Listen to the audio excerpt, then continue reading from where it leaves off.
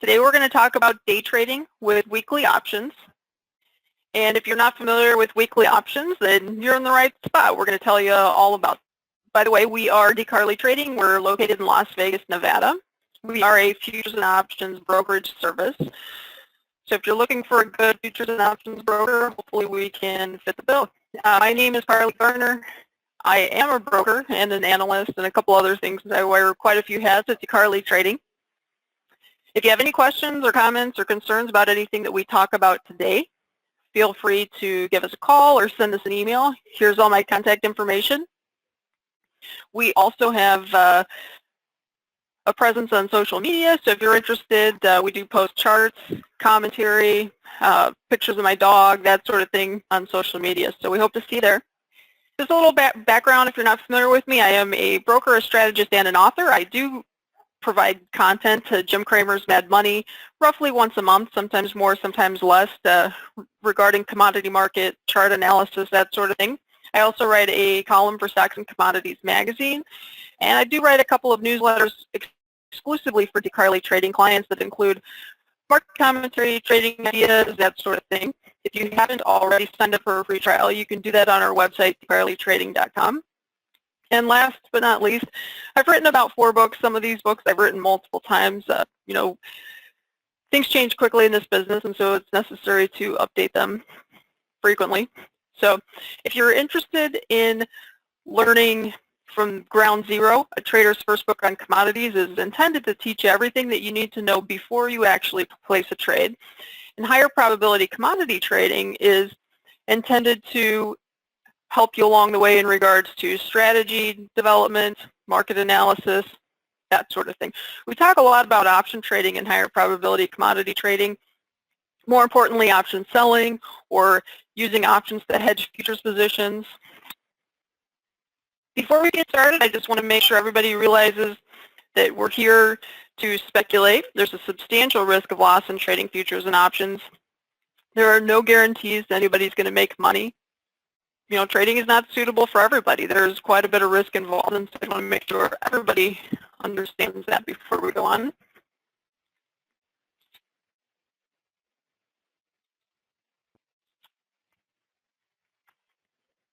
Okay, well first let's just talk about day trading itself. Should you? Day trading is not for everybody, but it does attract a lot of traders because traders are, quite frankly, they're drawn to the idea of low barriers to entry. You've probably seen the ads. A lot of discount brokers advertise $500 margins to day trade the E-mini S&P. I, for one, am not a fan of that kind of margin usage. That's just too much leverage. The odds of making money when you're using that much leverage is extremely thin, but it is available for those that want to do that sort of thing. And it is attractive. The idea of trading a couple $100,000 worth of the S&P with $500 in your account seems exciting.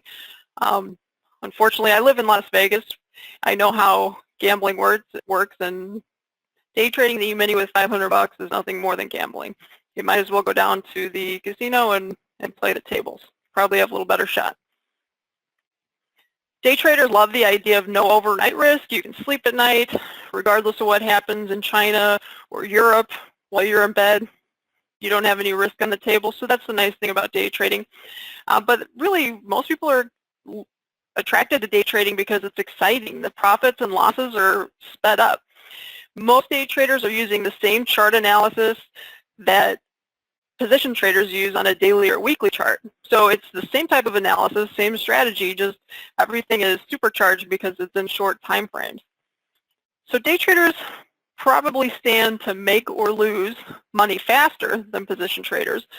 It's quite a bit more volatile, which to some is attractive. The downfall of day trading is almost exactly what's also attractive about it. The flashing lights, the quick fills, the adrenaline. A lot of times it gets the best of traders. Not everybody can day trade. It takes a special kind of human to do it, just like not everyone can be a doctor or a first responder. Only certain people can day trade and actually make money doing it. It's not easy. Day trading magnifies the exposure to destructive temptations and obstacles such as overtrading, over-leveraging, emotional decision-making. The idea is stop loss orders are meant to protect traders from large losses, but you have to keep in mind that if you're placing a stop loss too close to the market and you're simply getting in and then getting stopped out right away, those small losses add up really quickly. I actually believe that stop orders in many circumstances do more harm than good, and I know that's contrary to what most people believe. But unfortunately, it's Murphy's Law. The odds are a lot of traders, and very frequently, are going to be stopped out before the market moves in the intended direction. And this happens even traders that are using very deep stops and giving the market plenty of room to run. Every once in a while, you'll see the market stop everybody out and then move on without them, and that's very frustrating. And on top of the fact that you were stopped out of a trade prematurely, you lost money, you're watching the market move the way you wanted it to move without you, it becomes a big emotional game. I mean, that really plays with your head, and then you end up, when I say you, I'm just speaking in general, traders have a tendency to make poor decisions after being stopped out. It's a mental game. I happen to believe that long weekly options eliminate all of these risks, or at least mitigate it, and we're going to go through some examples. Okay, let's try this again. Hopefully this is a little clearer. I apologize if there was any static in the line. I don't believe it was on our end, but we reset everything and we hope that it gets better from there. All right, so as we were mentioning, day trading is a mental game. Nothing gives one person so much of an advantage over another person as to always remain cool and unruffled under all circumstances. Those that keep a head on their shoulders are the ones that eventually have a much better chance to make money. It sounds very simple, but it's a lot easier said than done. But I do think that using options, as we'll talk about today, will mitigate the emotions enough to put you on the right side of that column. So we all know about trader psychology, whether you're day trading or position trading or whatever your strategy is, all of these things come into play. It comes down to fear, greed, and frustration and how you deal with those emotions.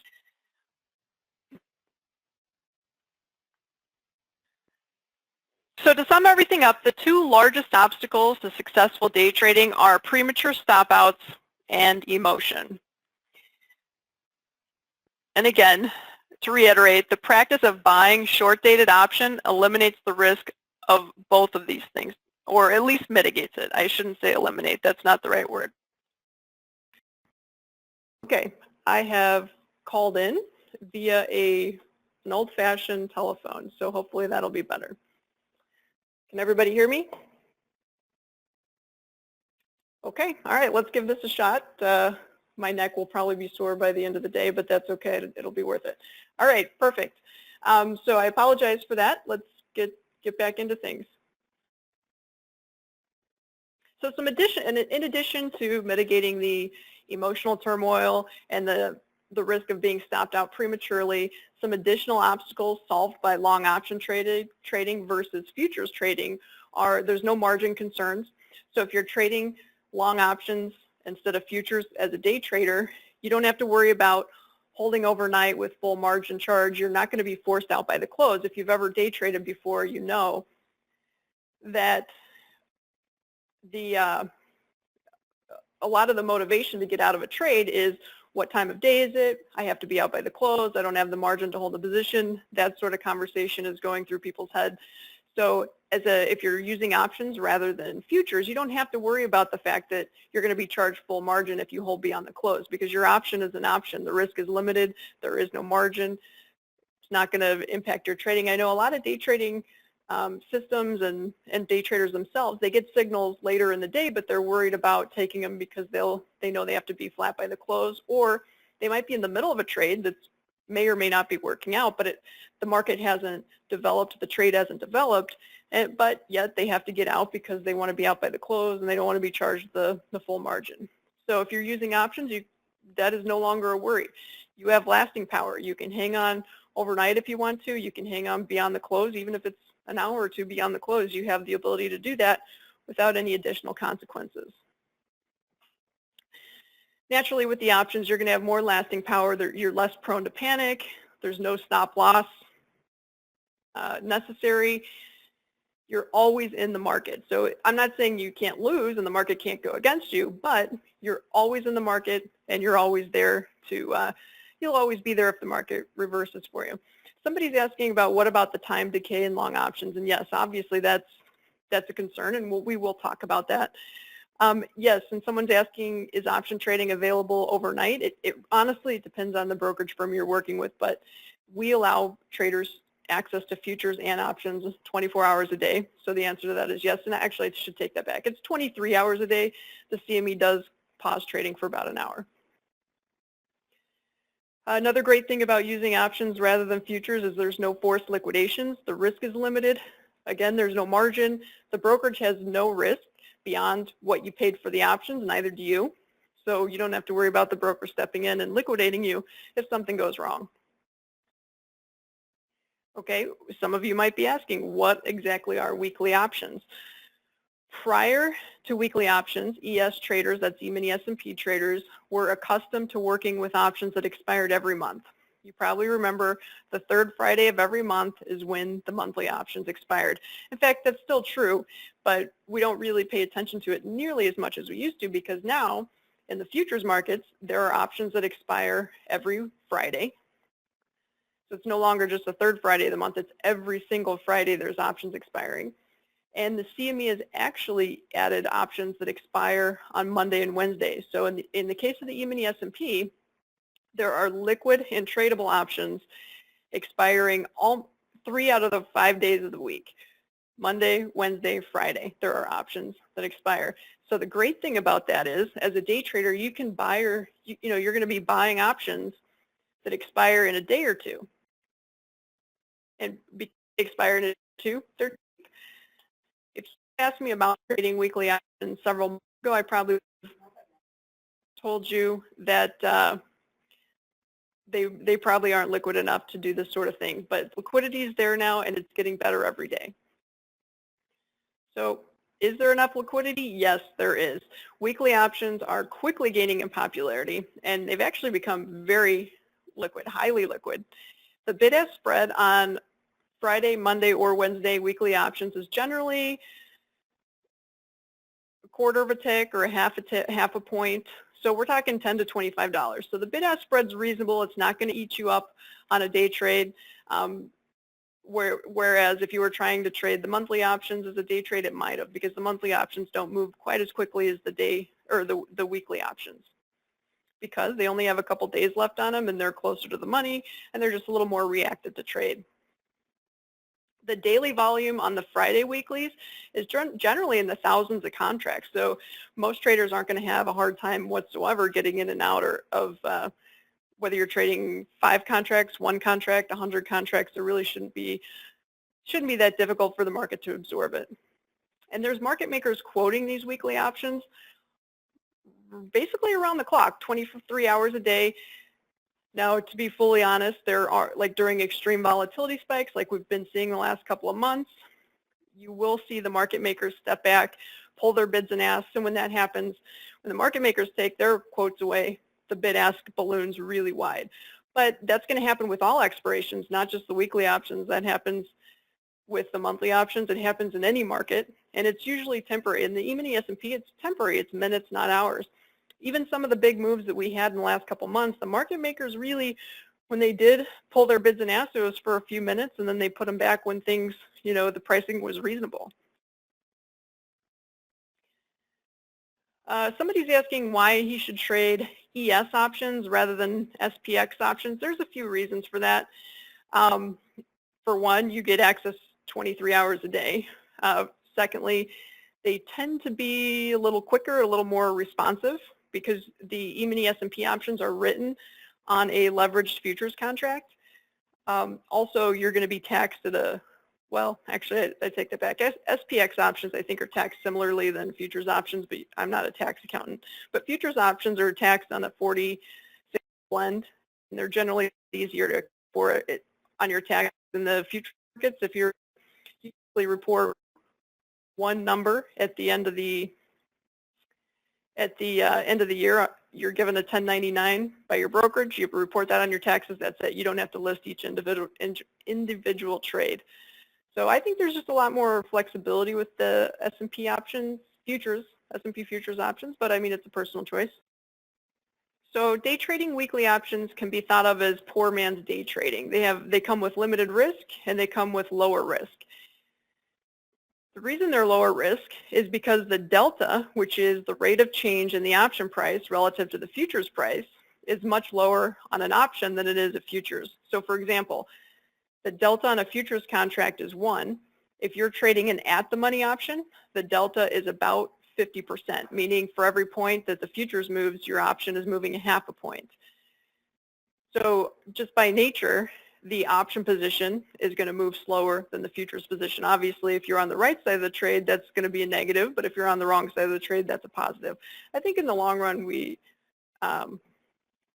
would find that it's better to slow things down. The slower things move, the less volatility in your trading account, the more likely you are to keep a level head in your trading decisions.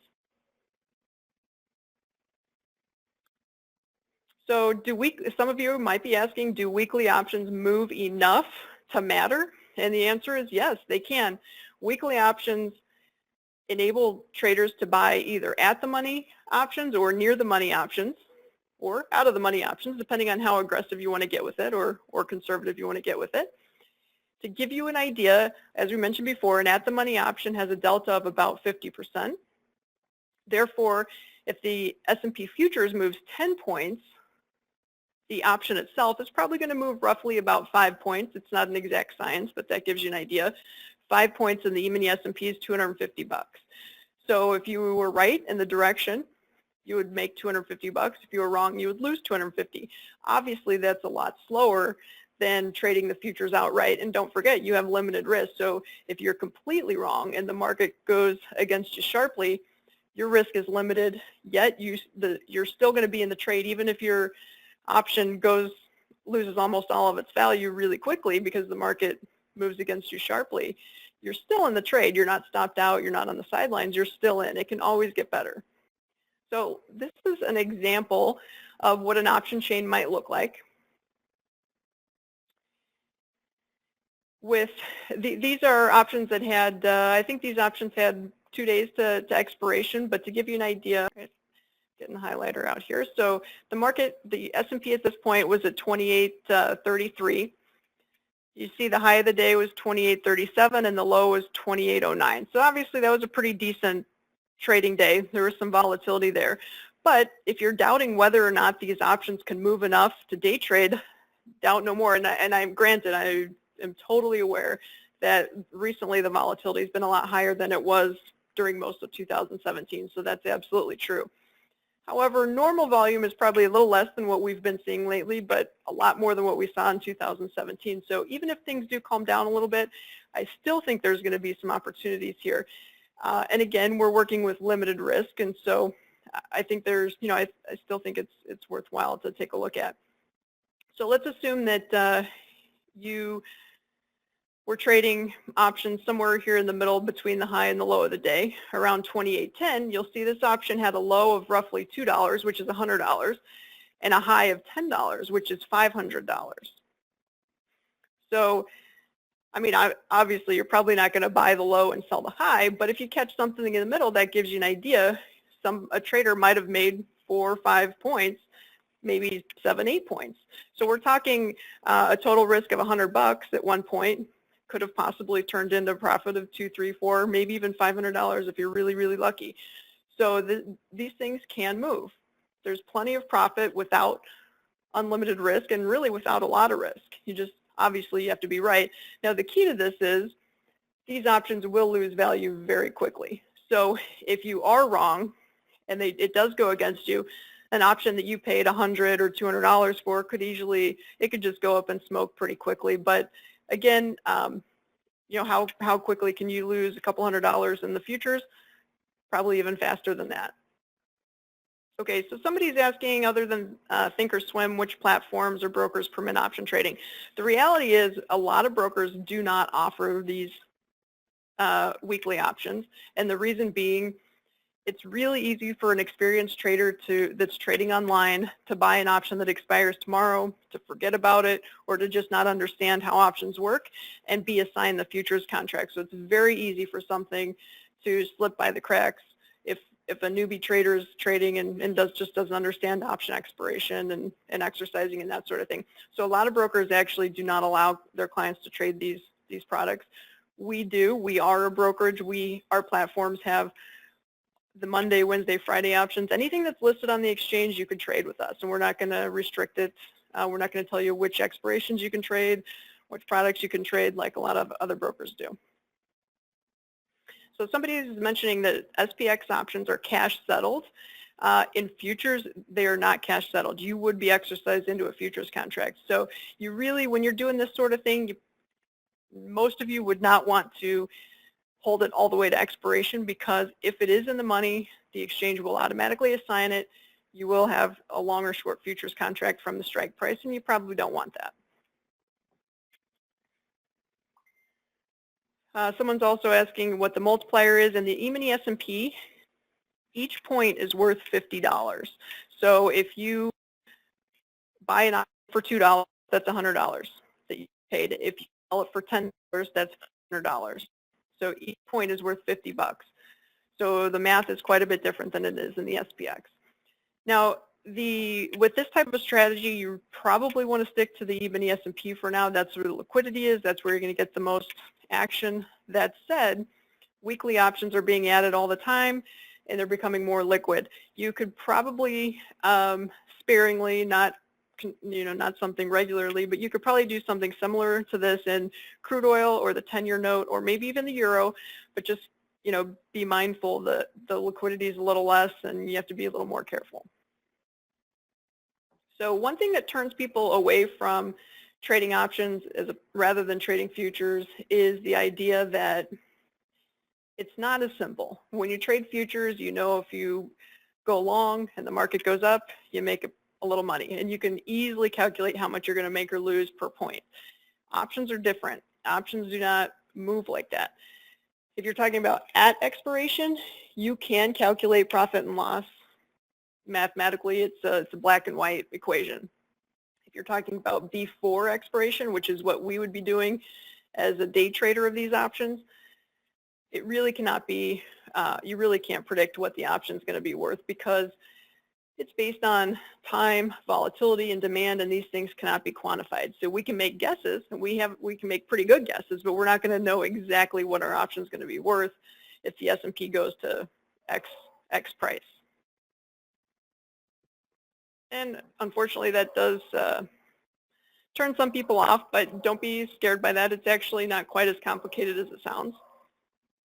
Okay, so this is actually crude oil options with 7 days to expiration.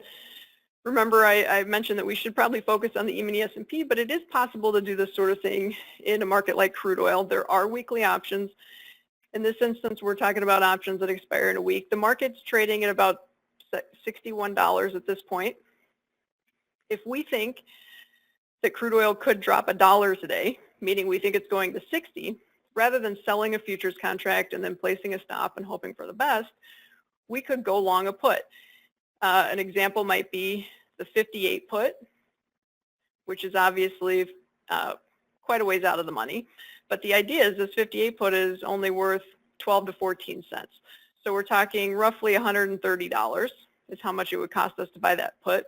No matter what happens, no matter where crude goes, the most you could ever lose on it is $130 plus the transaction cost. If crude does actually move, that option could pick up value pretty quick. So let's assume that crude does drop $1. As I mentioned before, we can't pinpoint exactly what that option is going to be worth, but we can take a guess by looking at the 59 strike. So we know the 59 strike is $1 higher, which means if crude drops $1 in a short amount of time, I'm not saying if it drops $1 tomorrow or the next day, because that's a whole different story, because then the option is losing time value. But if it drops $1 in the next couple of hours, it's fair to say this option is probably going to be worth 24 to 26 cents. So it probably would have doubled in value.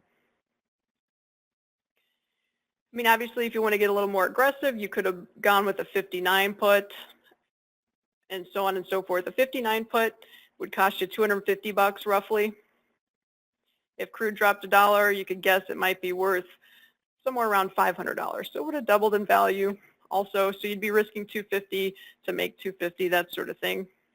And again, these are guesses, but they're pretty good guesses. They usually work out exactly how we expect.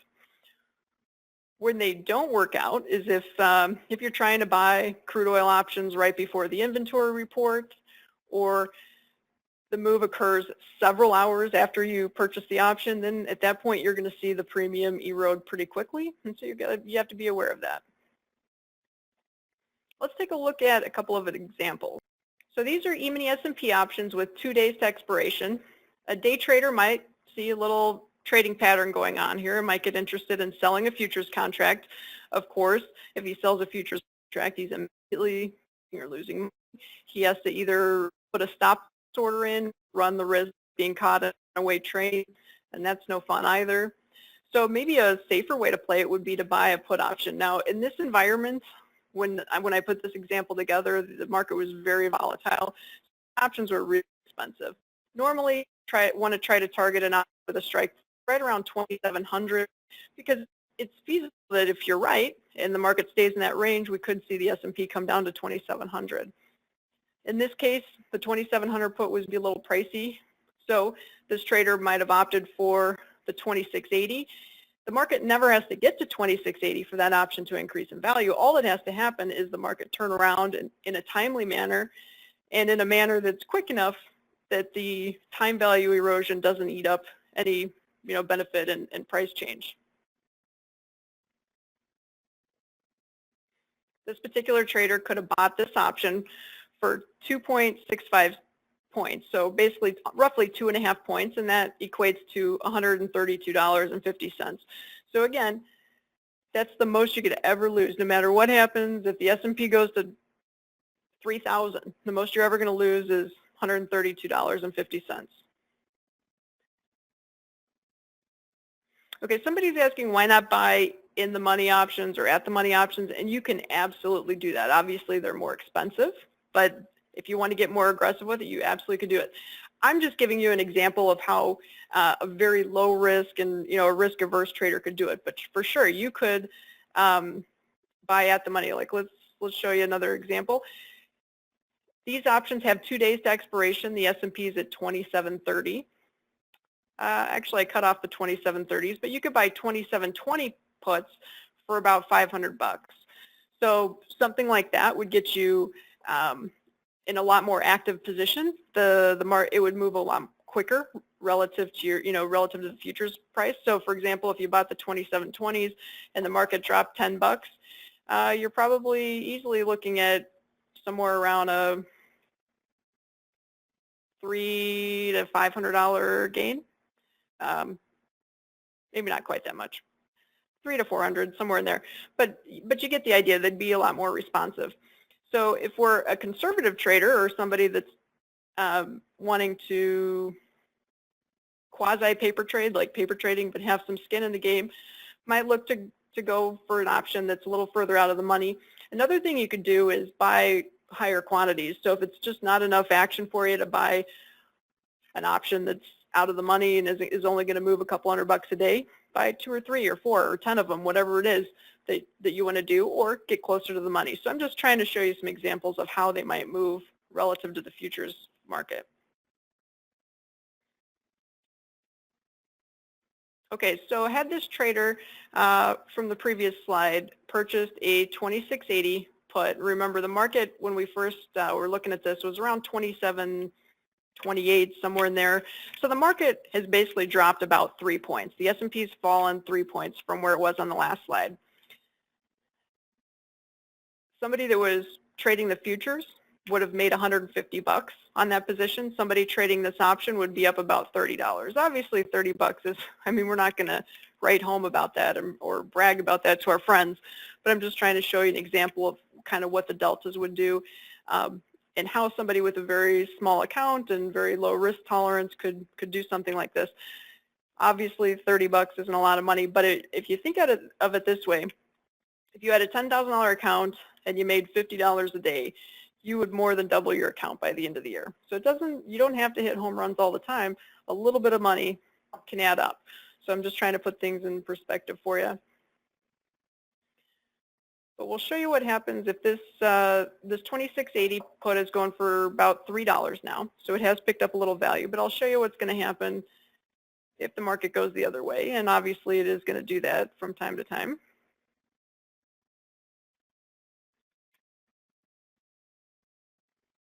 Okay, so the market is now at 2742. So this is 4 hours after the initial entry of the 2680 put. The S&P is up 14 points. Somebody that was trading the futures contract would be losing $700 per contract. Somebody that bought the 2680, the out of the money put, is only losing $80. I think we can all agree $80 is a lot more tolerable and easier on the mental capacity than $700.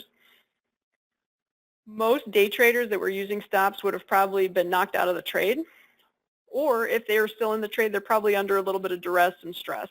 Somebody that's trading long options would be, oops, I was wrong, I'm losing a few bucks, but maybe now's the time to play offense. Maybe now that person, instead of being on the sidelines and being stopped out, that person might say, well, I'm losing money on this trade and maybe I should add on to it, or maybe I should roll my strike price higher, or maybe I should do some sort of offensive play, because if I still think the market's going down, it's a lot better trade from 27.42 than it was from 27.28 or whatever the original price was.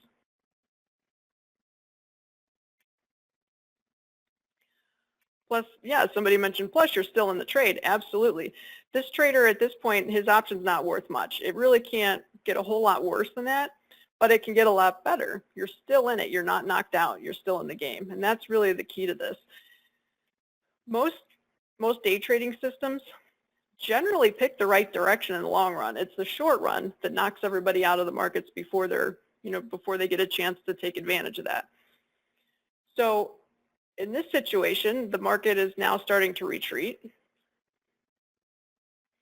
A trader that was trading futures may have just thrown in the towel, taken a big loss, $700 or more, or they might have been stopped out on the high and unable to get back in at a reasonable price. They're probably playing head games with themselves. But an option trader, like I mentioned before, would be comfortable adding to the position or rolling the strike price higher.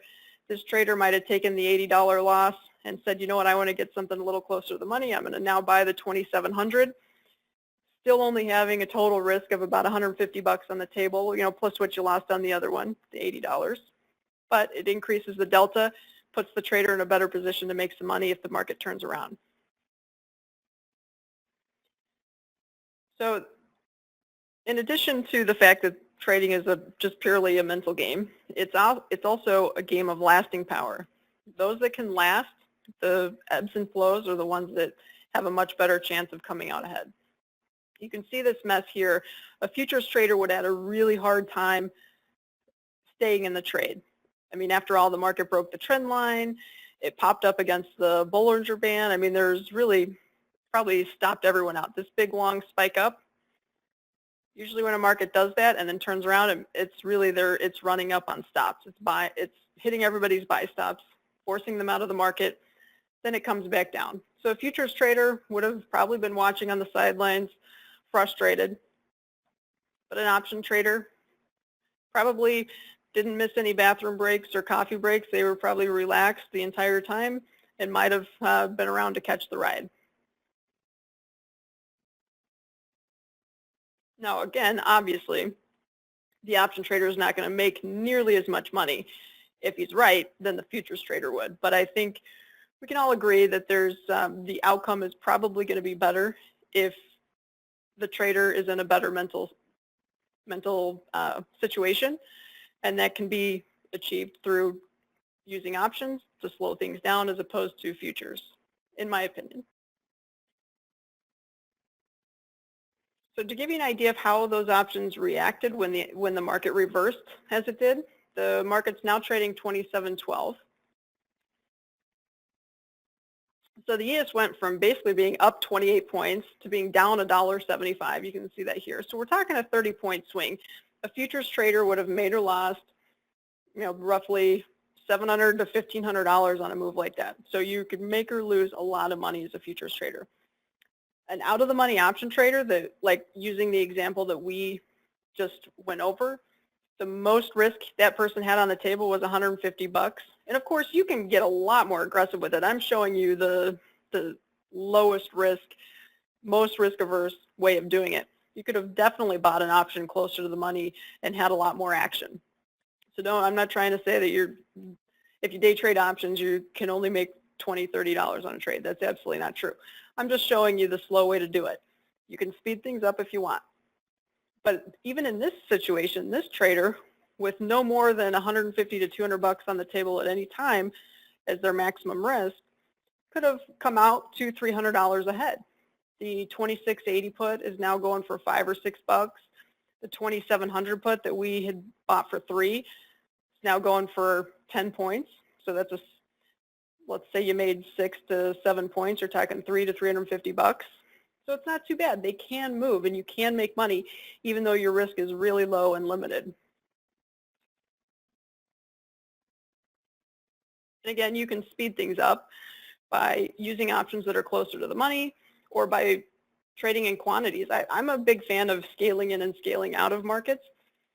And so this is a great way to do that. Instead of buying 1 or 2 out of the money options, buy 4 or 5, and you can add on, whatever it is that you want to do, whatever your aggression level is or your risk tolerance.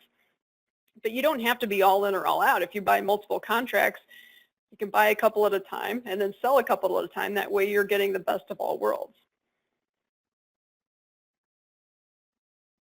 And again, I just want to point out that the futures price never has to get anywhere near our strike price. Remember, we were originally trading the 2680 put.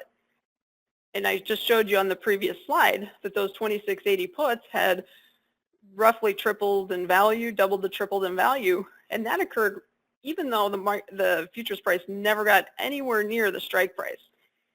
So don't worry about picking a strike price that you think is going to be in the money. Worry about picking an option that you think will increase in value enough to turn a profit for you.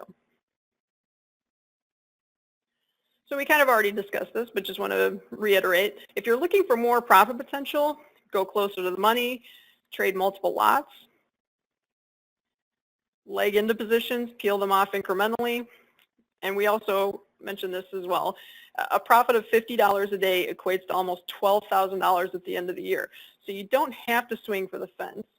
Chipping away at the markets is enough as long as you're consistent. I know, again, it's easier said than done. If it was easy, everybody would do it. But I just want to make sure everyone has the right mindset. You don't have to hit home runs every time. Someone's asking if these are European or American style options. These are European style options. So they can only be exercised at the end of the day. Somebody is asking if you can trade spreads. I believe that's the question. You could trade spreads this way. Like, for example, I don't think there'd be enough profit potential if you did like bull call spreads, like vertical spreads, but you could do something like, let's say you think the market's going to go down. You could sell a call and then buy a put, basically put together a free trade, and I think that could work. Of course, if you do that, you're getting back to unlimited risk and that sort of thing. But at the same time, it's probably a lot higher probability way of doing it than simply buying or selling a futures contract. Somebody's asking how hard is it to close out a position at the end of the day. These are very liquid almost all the time. Where you may run into a little trouble is if you're holding an option to the very end of the day on the day it expires. So if you have a Friday option and you hold it to the last 30 minutes of the day, you are going to see that thing it's going to get illiquid and it's going to be harder to trade. So don't do that. I recommend that if you're day trading options like this, pick an option that has probably 2 days to expiration, 3 days to expiration. Can trade option on the last expiration, but it's going to erode really quickly if the market doesn't move in your favor immediately. So generally speaking, you want to try to use options that have 2 or 3 days to expiration on them. So somebody's asking, why do we have to avoid expiration in the money and turn a long option into a future. You don't have to. If you have the margin to take delivery of the futures and you're perfectly fine with the risk of holding the futures contract, by all means do it. I'm just saying most people that are day trading out of the money options as a strategy probably aren't interested in taking delivery of the futures, but you certainly could. If you have the margin for it, it's no big deal. People do it all the time. So a lot of people are, I mean, obviously we are brokers. That's how we make our living. So we're here to tell you that commission isn't everything. Again, take it with a, take it with a grain of salt. We're probably a little biased, but we get a lot of people. As a brokerage service, we offer a lot of service. We offer a lot of extras, hand-holding, market ideas, commentary, that sort of thing. We do charge a little more than some of the other brokers, not a lot, but I mean an extra buck or two can go a really long way. Like I mentioned before, most brokers don't even offer these products because they don't want to deal with the hassle of the exercising and all that kind of stuff. We offer them, and if you really think that commission is going to make a big difference, to put it into perspective, 1 point in the S&P is $50. So if you're paying an extra buck or two in commission, it's not going to change whether you make or lose money. What really is going to matter is if you're trading effectively and you have a good support system, and I think that's going to go a lot further than cheap commission. And someone's mentioning you do not want to be assigned on your Friday option on Friday. That's absolutely true. So these options expire 15 minutes before the futures close, and so you don't have a lot of time to react. If you do get assigned on a Friday, there is a chance if you don't react quickly enough that you're stuck with it until Sunday night, and sometimes Sunday night markets gap up or down, and so that's not a place you want to be. So again, just as a reminder, you really do not want to hold the expiration. That's not what the strategy is doing. The strategy is just trying to play the change in option premium and catch a piece in the middle.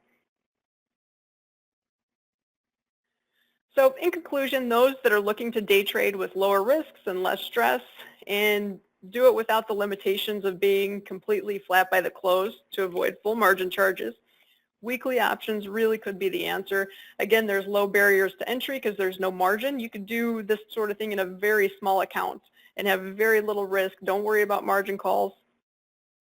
You don't have to worry about premature stop outs. Where should I put my stop? That sort of thing. And best of all, you don't have to worry about runaway losses. You're never going to get caught in a runaway trade. You might lose some money. If you spend 200 bucks on an option, it might go up in smoke in a few minutes. That could happen. But you know what your risk is, you know what the worst case scenario is, and you don't have to worry about the S&P running 30, 40, 50 points away from you and causing some devastation in your account. I do also believe that this kind of trading forces traders to have a little more patience. It's not something again, you're not scalping, it's not exciting, you're not going to pick up 10, 15, 20 handles in a couple seconds like every once in a while you can in the S&P. That's not what this is all about. This is about slowing things down, reducing the noise, reducing the stress, and hopefully giving yourself a better chance to make proper decisions. Somebody's asking if you can do this for the YM, which is the mini Dow. No, I think liquidity, even the monthly options in the Dow are thin. The Dow futures are on the thin side. I would really stick to the S&P with this sort of thing. So I appreciate everybody coming out. I apologize for the audio trouble. Hopefully things ended up clearing up as we went. If you have any questions or comments or concerns, please feel free to contact us. If you visit our website, decarlitrading.com, we have 30 plus videos on trading. They're all free. So the idea is we want to teach people before they get involved in the markets. We want to make sure they know what they're getting into. And if you're interested in learning more about futures and options trading, please check out our books, Higher Probability Commodity Trading and A Trader's First Book on Commodities. They're both available at Amazon. That's the cheapest and best place to get them. We will have a recording of this class. I hope that the quality is up to par. We'll have to see how it goes, but we'll do our best to get the recording up and running and out to everybody so that you can review everything. If you have any questions, here's my email address and my phone number. give us a call.